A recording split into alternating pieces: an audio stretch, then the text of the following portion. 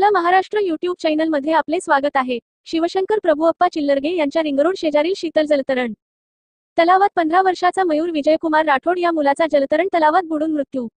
उदगीर प्राध्यापक शिवशंकर प्रभुअप्पा चिल्लरगे यांच्या रिंगरोड शेजारील शीतल जलतरण तलावात 15 वर्षाचा मुलगा मयूर विजयकुमार राठोड हा पोहण्यासाठी गेला होता। पोहताना दुपारी अंदाजे 12:30 ते 1 दरम्यान पाण्यात बुडून मयत झाला आहे।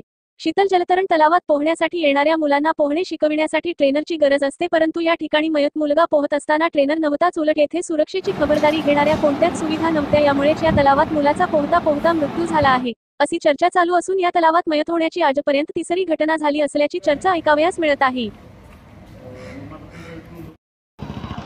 माझं नाव राठोड विजयकुमार गोविंदराव, विद्यावर्धनी हायस्कूलला शिक्षक आहे। 1:15 वाजता शीतल हॉटेलच्या जलतरणवर गेला असताना माझ्यासोबत 5 मुलं होती।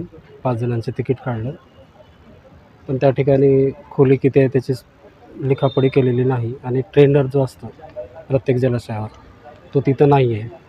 मुलगा बुडत असताना पडदिशा काढणारा जो ट्रेनर त्या ठिकाणी आवश्यक आहे तो नाही आहे, आणि तो नसल्यामुळं माझ्या मुलाचा अंत झालेला आहे। आपलं काही आरोप आहे का?